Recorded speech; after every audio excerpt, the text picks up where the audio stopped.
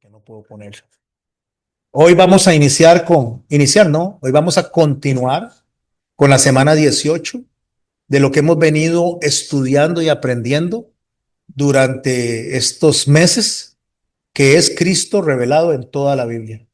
Hemos tenido un viaje muy interesante, muy hermoso, un viaje que nos ha llevado a nosotros a confrontarnos, por lo menos a mí, al título personal, me ha confrontado mucho este viaje, porque me ha sacado a mí tantas cosas que yo decía, uff, yo pensaba que todavía eso, o que eso ya no estaba en mí.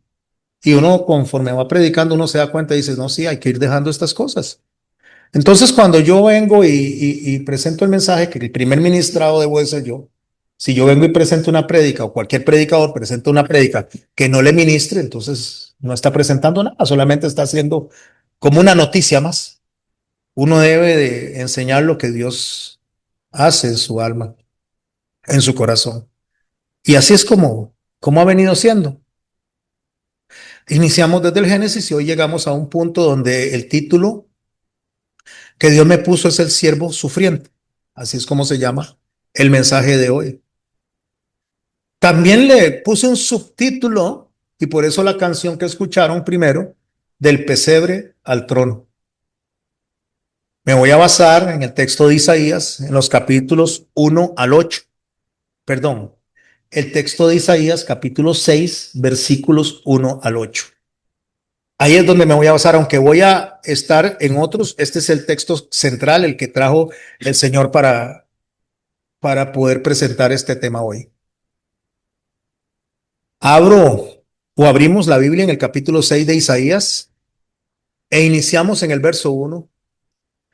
Leo: en el año en que murió el rey Usías, vi yo al Señor sentado sobre un trono alto y sublime, y sus faldas llenaban el templo.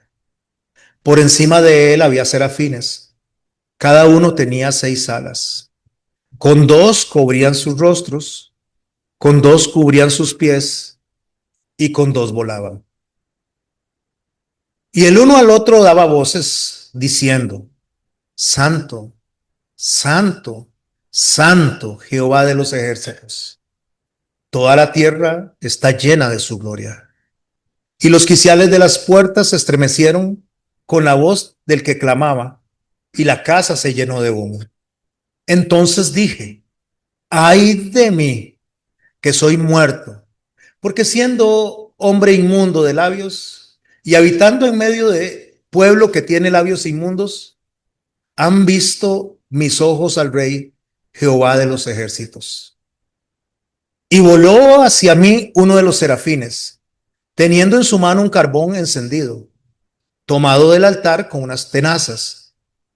Y tocando con él sobre mi boca, dijo: he aquí que esto tocó tus labios, y es quitada tu culpa y limpio tu pecado. Después oí la voz del Señor que decía: ¿a quién enviaré? ¿Y quién irá por nosotros? Entonces respondí yo: heme aquí, envíame a mí. Para mí esto es uno de los textos más hermosos que yo haya leído en la Biblia. La Biblia es hermosa, pero hay textos que realmente lo trasladan a uno, lo llevan a casi que a la mente del escritor. Cuando yo leo esto, empiezo a analizar mi vida como creyente, analizar mi vida como pastor y analizar mi vida antes de conocer al Señor alrededor de este texto. Porque durante muchos siglos la humanidad ha contemplado a Cristo en diferentes momentos de su obra. Algunos se quedan en Belén, estudian al Señor Jesucristo, aprenden del Señor Jesucristo y se quedaron en Belén. Otros se quedan en el Calvario. Cuando hablo del Belén, hablo de su nacimiento y del pesebre. Y cuando hablo del Calvario, son los que siguen a un Jesucristo crucificado. Son aquellas personas que aún lo buscan en la cruz, pero no con el fin de conocer la obra de la cruz, sino como un Cristo muerto. Y otros se quedan contemplando la tumba. Aunque todos estos eventos, mis hermanos y mis hermanas, son fundamentales para nuestra fe, cada uno de ellos, ninguno de ellos constituye el final de la historia que estamos estudiando, ninguno. Porque Jesucristo no vino únicamente para nacer. Jesucristo no vino únicamente a sufrir. Jesucristo no vino únicamente a morir. Jesucristo vino, y por favor subrayen esto, vino para vencer. La Biblia, por supuesto, nos dedica tiempo a su nacimiento, al nacimiento del Señor. Y con mucha razón. Nosotros tenemos que entender que el nacimiento es muy importante. Porque la encarnación del Señor, cuando Él dice, Emmanuel, Dios con nosotros, es uno de los milagros más extraordinarios de toda la historia. Es uno de los milagros del cosmos, es uno de los milagros de la eternidad más extraordinarios. Es Dios hecho hombre. O sea, como lo diría Juan, el verbo habitando entre nosotros. El creador entrando en la creación. Pero resulta que cuando usted estudia de manera responsable, cuando usted estudia la Biblia de una manera en la cual busca a Cristo y su obra, usted no ve a los apóstoles, a ninguno de los apóstoles, dándole énfasis a que Cristo nació. Detallan el nacimiento de Cristo, pero solamente usted encuentra el nacimiento de Cristo en un capítulo. Lo encuentra en Lucas, lo encuentra en Mateo, cada uno de estos apóstoles que escribieron la obra del Señor naciendo, y lo encuentra en Isaías. Ahora, repito, no estoy diciendo que no sea importante su nacimiento, pero lo que hoy vamos a aprender, vamos a ver que el nacimiento es parte de una obra que nosotros tenemos que entender, porque si no la entendemos, quedamos estancados ahí, en el pesebre. También la Biblia nos enseña a nosotros y nos da tiempo para toda su obra, la obra de Cristo, o sea, toda su vida. Y con razón nos da tiempo para eso, porque su vida fue una vida de obediencia absoluta. Su vida fue una vida de santidad absoluta. Su vida es una vida de un ejemplo insuperable, pero tampoco el énfasis está en la vida que Jesús vivió, aunque narra su vida. Cuando digo el énfasis, cuando avance en esta enseñanza y cierre esta enseñanza, vamos a entender a lo que yo me refiero con énfasis.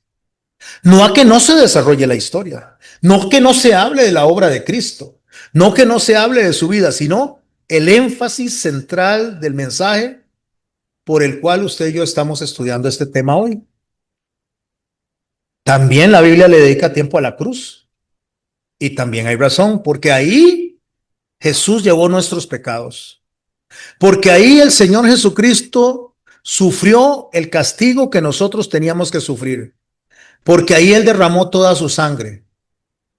Pero incluso aún estudiando la cruz, siendo el tema central de lo que es el sacrificio del Señor, no es el final de la historia. Y ahora lo veremos por qué.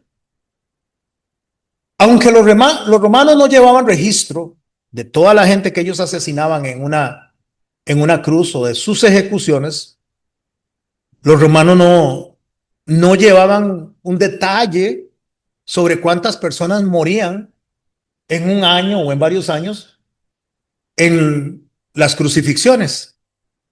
Pero cuando los historiadores se meten en la historia de Roma, se logra determinar que fueron cientos de miles de personas que fueron crucificadas durante el tiempo de la República de Roma, durante todo el tiempo de Roma.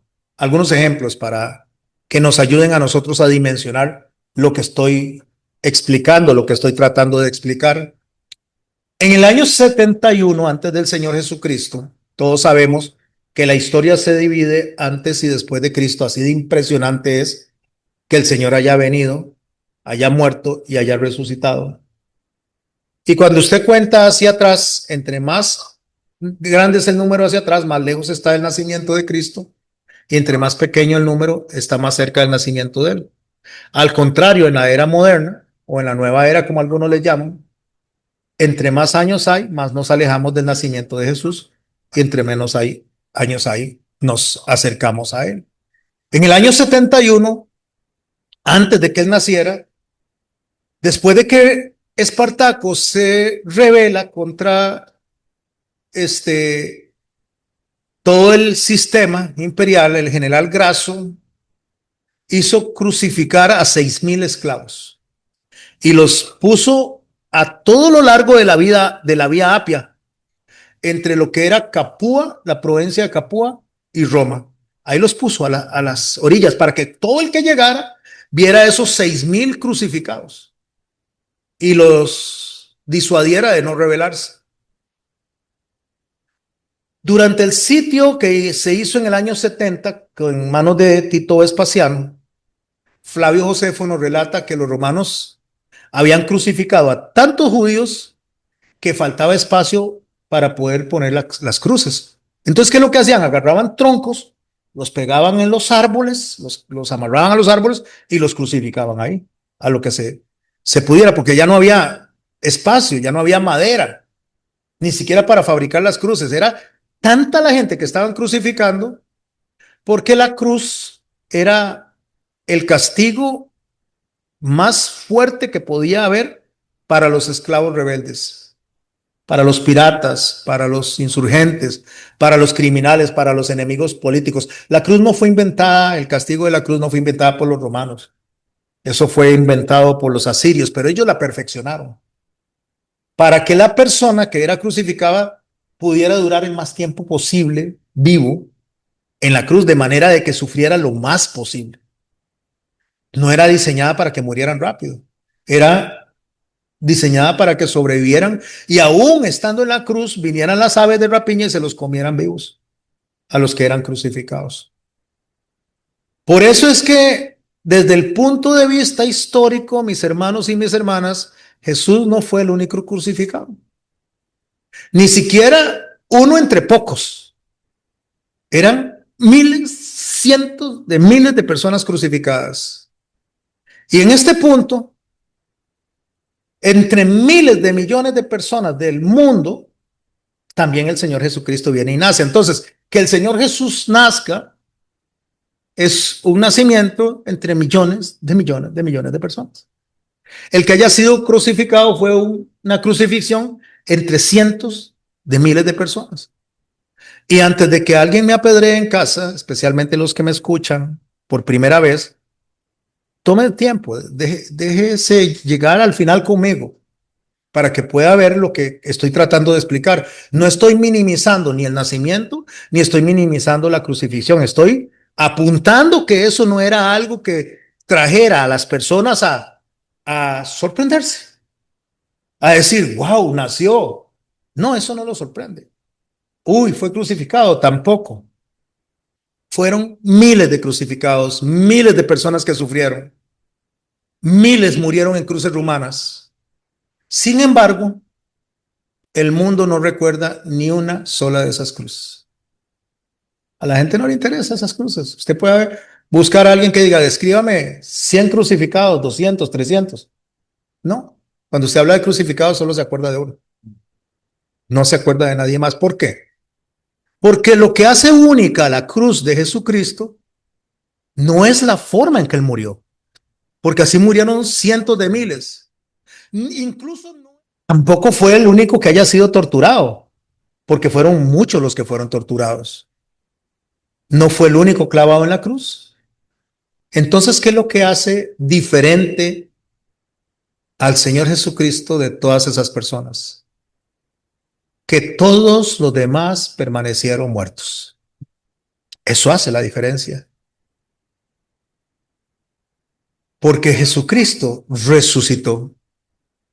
Si él se hubiera quedado en la tumba, si él hubiera vivido una vida perfecta, si él hubiera sido un extraordinario hijo, como lo fue, un extraordinario ciudadano, como lo fue, Era uno más entre miles de personas. Eso no hace que nadie lo admire por eso. Porque la importancia de la cruz no la podemos aislar de la resurrección. Por eso es que el enemigo ha engañado a tantas personas de dejarlos a unos en el pesebre, a otros a dejarlos en la tumba, a otros dejarlos en la crucifixión, porque ahí no se puede entender ni se puede recibir la obra que realmente el Señor hizo. Entonces, la cruz recibe su significado definitivo, el nacimiento recibe su significado definitivo cuando la tumba queda vacía. Porque no es la cruz nada más. No es el sufrimiento que él tuvo nada más. No es la muerte la que hace que esto sea diferente para nosotros. Es la muerte vencida por el Rey en la resurrección. Eso lo hace diferente. Pablo nos dice a nosotros de esta manera y es impresionante. Me encanta cómo Pablo lo explica. A mí Pablo es uno de los que me llena mucho a la hora de leerlo. Pablo, al igual que los demás escritores de la Biblia, es inspirado por el Espíritu Santo. Pero hay una forma en que yo me identifico, y no sé ustedes con Pablo, porque Pablo fue un hombre que prácticamente fue sacado del sistema del mundo para ponerlo en el sistema de Dios en todas las áreas, pero no solo en la material. Estoy hablando que fue un hombre que fue asesinado, llevado al tercer cielo. Y yo digo asesinado, llevado al tercer cielo porque para efectos míos, Pablo murió y el Señor lo resucitó ahí. Digo para efectos míos. Porque Pablo se levantó donde fue apedreado fuera de la ciudad y se devolvió a predicar. Y él dice, fui elevado al tercer cielo. Fariseo de fariseos, hebreo de hebreos. O sea, él empieza a decir, si hay algo que tuviera que jactarme, podría jactarme de todo y no me jacto de nada. Solo de Jesucristo. Y él llega a decir algo que nosotros deberíamos de reflexionar profundamente, no solo leerlo, sino deberíamos de analizarlo. Cuando en 1 Corintios capítulo 15, 14, verso 14, él dice esto, nosotros deberíamos de agarrar cada palabra que él está diciendo ahí y analizarla a profundidad. Y si Cristo no resucitó, dice, vana es entonces nuestra predicación. Vana es también vuestra fe. Él habla de su predicación. O sea, si él no resucitó, estamos hablando tonterías. Y si nosotros hablamos tonterías porque Cristo no resucitó, ustedes tienen una fe vana. De nada les sirve. O sea, voy a ver si lo voy traduciendo. Si Cristo hubiera nacido, pero no hubiera sido resucitado, usted y yo tendríamos una fe inútil.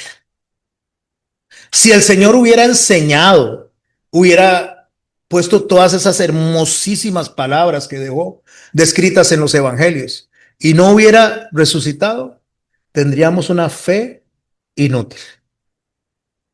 Si hubiera muerto en la cruz, pero no hubiera resucitado, mis hermanos, estaríamos nada más hablando por hablar y estaríamos utilizando palabras inútiles. Porque lo que valida todo esto es la obra de la resurrección. Pablo lo dijo. Pablo dice que la resurrección, o traduciendo lo que Pablo dijo, es una declaración pública de la victoria de Dios sobre la muerte, de la victoria de Dios sobre el pecado. Esa es la firma, esa es la declaración. O sea, sin eso, usted y yo estaríamos aquí solamente perdiendo el tiempo. Porque la resurrección es la demostración de que la muerte está vencida, que la muerte no tiene ningún poder. Y él dice, yo soy el que era, el que es y el que ha de venir.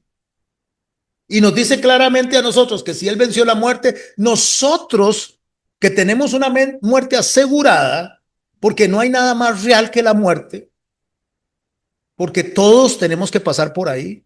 Niños, adultos, jóvenes, mujeres, hombres, creyentes, no creyentes, todos tenemos que pasar por ahí.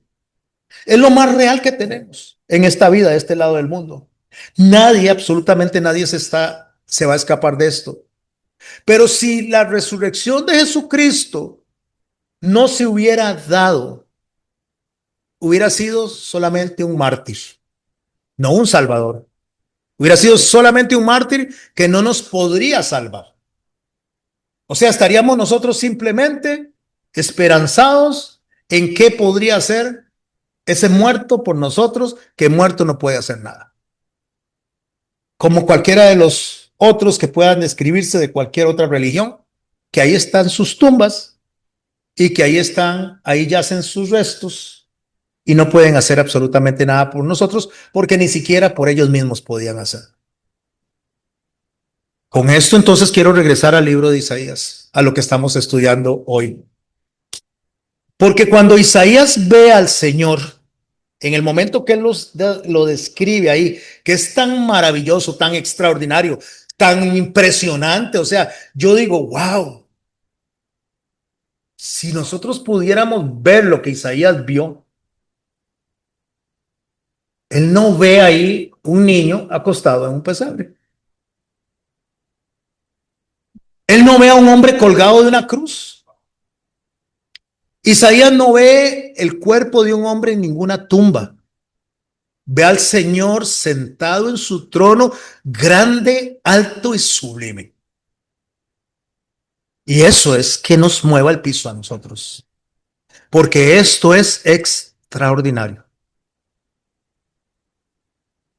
Porque mis hermanos, siglos antes de que el Señor se encarnara, que Dios se encarnara, que naciera en ese pesebre, ya Isaías estaba contemplando el destino final de la obra que el Señor venía anunciando desde el Génesis. ¿Dónde se iba a sentar el siervo sufriente que está describiendo Isaías en el capítulo 53? ¿Dónde se va a sentar? En un trono alto y sublime. Isaías no está viendo un niño, un bebé indefenso. Isaías no está viendo un hombre crucificado, indefenso. Isaías no está viendo un muerto en una tumba impotente. Isaías está viendo la majestad del Rey en gloria. Y por eso es que Isaías logra contemplar unos serafines que están volando alrededor del trono y están cantando. ¿Y qué están cantando? Ellos no están cantando, el niño nació. Ellos no están cantando, el hombre murió. Ellos están diciendo, santo, santo, santo es Jehová de los ejércitos. Todo lo que ellos están haciendo apunta al trono. Todo lo que ellos están cantando apunta a la gloria. Todo lo que ellos están haciendo es mostrando a Cristo exaltado. Y aquí es donde mis hermanos y mis hermanas debemos nosotros de examinarnos. Porque muchas veces nuestra fe se queda solo en las etapas que yo mencioné hace un rato. Y hay quienes se quedan ahí en Belén. Hay quienes solo hablan del pesebre, celebran el pesebre, decoran el pesebre. Y lo peor es que ni siquiera lo decoran de la manera que ocurrió. Porque cuando usted ve la enseñanza del pesebre que se da, que no solo se da fuera de tiempo, porque el Señor vino a hacer su obra durante los tiempos del Yom Teruah, que es el mes de septiembre, se presenta en ese pesebre a un tipo de color rojo, barbón, con renos y un montón de figuras que no tienen nada que ver con la obra de Cristo. Peces que cantan en el agua, Renos que tienen una luz roja aquí que alumbra. Un niño que va con un tambor sonándolo o golpeándolo hasta llegar a ese lugar. Y sin meterme a profundidad en esto, mis hermanos y mis hermanas, no encuentra usted nada de eso en la Biblia. Absolutamente nada. Pero usted ve a estas personas hablando del pesebre, celebrando el pesebre, decorando el pesebre y aún poniéndole el nombre de algo extraordinario, pero nunca terminan en el trono. Se quedan en el pesebre. Porque es muy bonito mostrar a un niño tierno, un niño hermoso, eso es muy bonito. Pero un niño tierno y hermoso, mi hermano y mi hermana, no lo va a salvar a usted de la condenación eterna. Otros se quedan en el Calvario, hablan del sufrimiento, lo cual el Señor sufrió extremadamente, por eso estamos estudiando al siervo sufriente. Hablan de la cruz, hasta la andan colgando y andan ahí el cadáver colgando de esa cruz. No andan al Rey de Reyes resucitado en gloria. Y eso es lo que se muestra. Se habla del dolor, pero no llegan a la victoria, se quedaron ahí. Y el Evangelio, mis hermanos, nos enseña a nosotros que la historia no se termina ni en Belén, ni se termina en el Gólgota. El Evangelio termina con un Cristo resucitado, glorificado, sentado a la diestra del Padre. Por eso el título, mis hermanos, comienza en el siervo sufriente,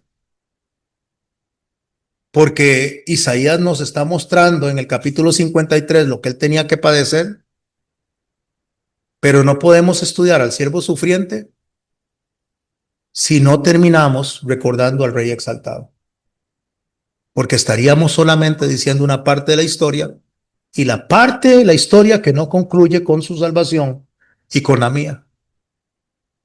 Porque el mismo que fue envuelto en pañales, el mismo que fue cuidado por su madre, que fue alimentado, que se presentó en el templo y le enseñó a los fariseos de su extraordinaria sabiduría.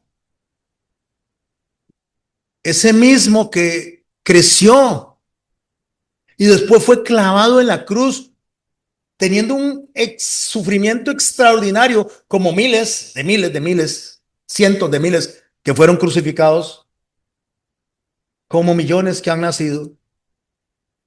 Pero ese mismo que fue puesto en la tumba, como miles de miles que fueron puestos en la tumba, ahora Isaías lo está viendo en un trono alto, sublime y glorioso.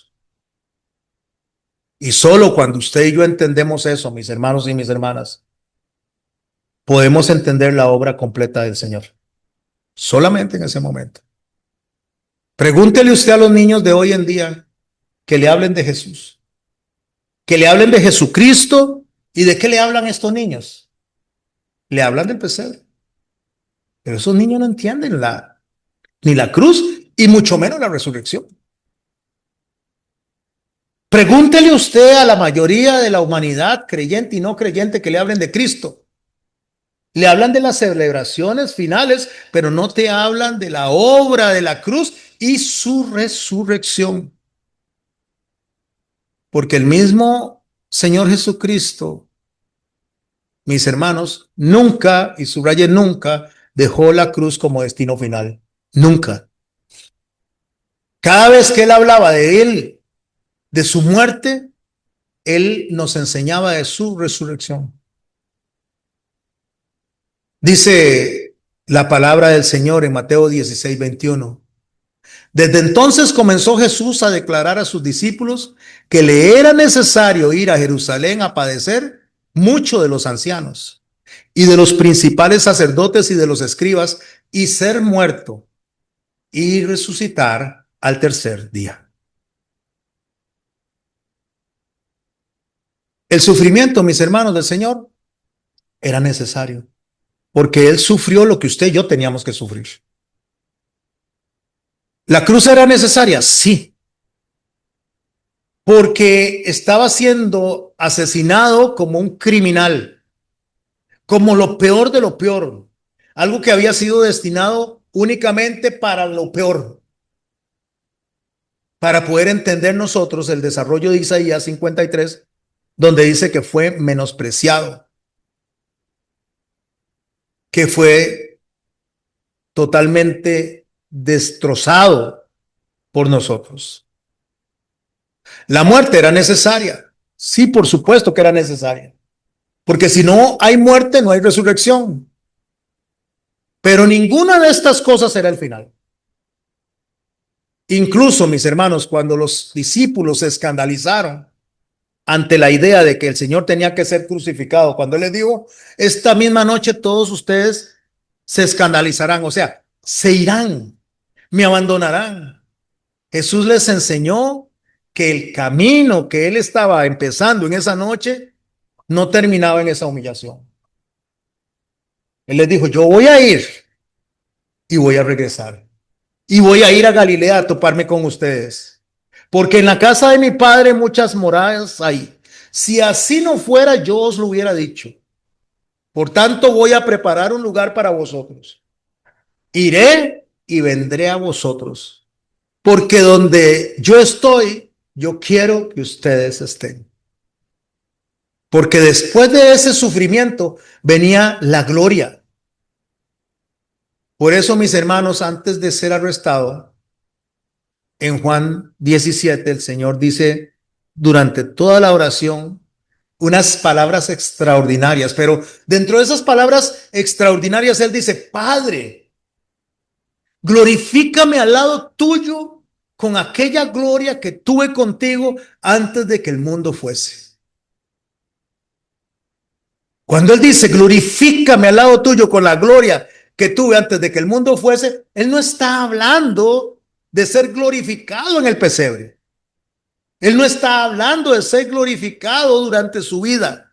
Él no está hablando de ser glorificado cuando estaba en la cruz. Él está diciendo que lo recordemos cuando Él estaba diciendo con el Padre, hagamos al hombre conforme a nuestra imagen y según nuestra semejanza. Él está hablando que lo reconocemos como Dios, como lo que Él es, sentado en un trono alto y sublime. Glorifícame al lado tuyo con aquella gloria que tuve contigo antes de que el mundo fuese, antes de que todo esto pasara. Señor, dame la gloria de lo que éramos y somos tú y yo en unidad. Mi Padre es uno conmigo y yo soy uno con mi Padre. Eso es lo que Él está pidiendo. Porque ya, mis hermanos, cuando Jesús está mirando al Calvario, Él no está mirando la tumba, Él no está mirando su nacimiento, Él no está mirando su paso por la tierra, Él está mirando en el trono sentado a la par del Padre totalmente en gloria y honor. Por eso después de que Él resucita, Él deja unas hermosísimas palabras donde Él dice, toda potestad me es dada en el cielo y en la tierra. Toda potestad es todo poder. O sea, ahora yo soy el que tiene todo el poder y todo el control. Usted no puede pensar en la potestad en un bebé. Usted no puede pensar que toda la potestad la tiene una persona en la cruz, aunque es Jesús. Usted no puede pensar que toda la potestad la tiene Él en la tumba. Él tiene toda la potestad porque Él resucitó en gloria. Por eso Él tiene toda la potestad. Ya no es el niño del pesebre. Ya no es el indefenso que tenían que darle comer, que lo tenían que amamantar.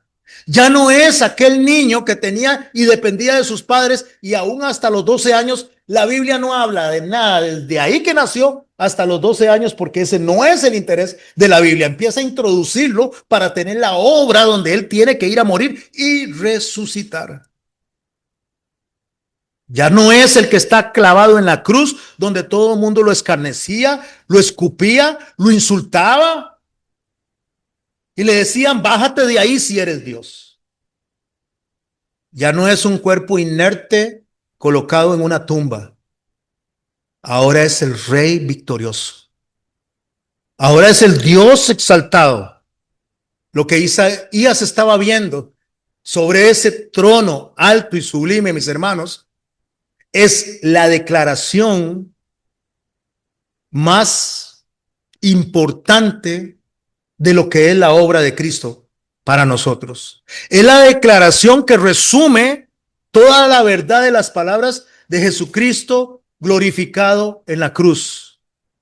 Yo soy el que vivo y estuve muerto, mas he aquí que vivo por los siglos de los siglos. Amén. Y tengo las llaves de la muerte y del Hades.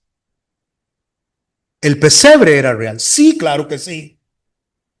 La cruz fue real. Sí, claro que sí. La tumba fue real. Sí, claro que sí. Pero la última palabra no estuvo ni en el pesebre, ni en la cruz, ni en la tumba. La última palabra estuvo en el trono donde Él está sentado y los serafines alrededor dicen: santo, santo, santo es el Señor.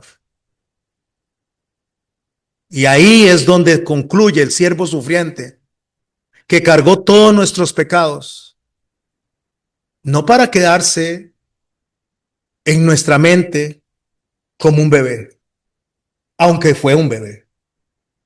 No para quedarse en nuestra muerte como un jovencito en el templo, aunque fue un jovencito en el templo. No para quedarse como un hombre guiando a 12 discípulos, aunque fue un hombre guiando a 12 discípulos. No para quedarse, mis hermanos, en el escarnio, en el insulto, en la ofensa, en la humillación que recibió en manos de Roma, aunque pasó por eso. No para quedarse, mi hermano y mi hermana, en esa cruz, donde en medio de los insultos decía: perdónalos porque no saben lo que hacen. No para quedarse en una lápida fría, esperando a que su cuerpo se descompusiera y que, al igual que cientos de millones de personas, se perdiera dentro del polvo de la tierra. No, Él hizo todo ese recorrido para que usted y yo hoy lo exaltemos y prediquemos a un rey, a un Dios que tiene todo poder y toda potestad, que conoce cada parte de nuestro cuerpo, cada célula de nuestro cuerpo porque nos hizo, que conoce cada pensamiento aún antes de que nosotros hablemos, que nos conoce a nosotros desde antes de la fundación del mundo. Porque eso, mis hermanos, es lo que el Señor quiere que usted y yo tengamos en mente. No un mes al año, no una semana al año, que tengamos eso en mente todos los días de nuestra vida, cada segundo, cada hora y cada día, que Él está en el trono de gloria y nos está esperando para que nos sentemos junto con Él en los tronos que prometió. Así que, mi hermano y mi hermana, este mensaje que Dios puso hoy en mi corazón, que me ha movido a mí las fibras hasta lo más profundo, que le doy gracias a Dios por poner eso en mi mente, en mi corazón, y de poderlo trasladar en un mensaje cantado. Yo le ruego a Dios que esta noche usted pueda irse con el convencimiento, con la convicción de al Dios que estamos adorando, de al Dios que estamos predicando. Porque en las palabras de Pablo, y las repito, si Cristo no hubiera resucitado, vana sería nuestra predicación y vana sería vuestra fe. Antes de orar, le voy a pedir a Will que ponga el canto. Cierre sus ojos, concéntrese en el canto, en cada palabra, porque esta predicación la resumí en 5 minutos para que el Señor pueda ministrarle cada vez que quiera escucharlo y le traiga a la mente realmente por qué usted y yo estamos aquí.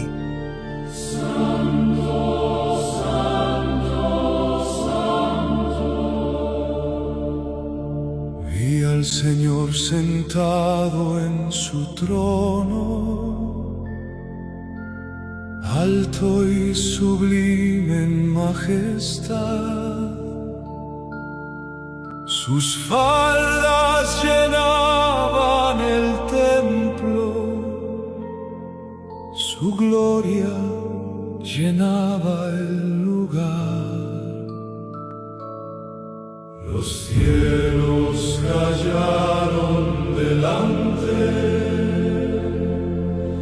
La tierra tembló ante su voz, y en medio de aquella presencia mi alma cayó ante Dios. Serafines cubrían sus rostros, serafines cubrían sus pies, y volaban en reverencia, proclamando al eterno Rey. Santo, Santo, Santo, Señor de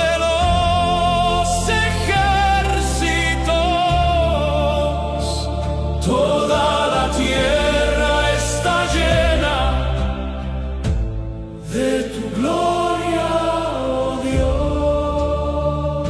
Y dije, ay de mí perdido soy, mis labios no son limpios, Señor.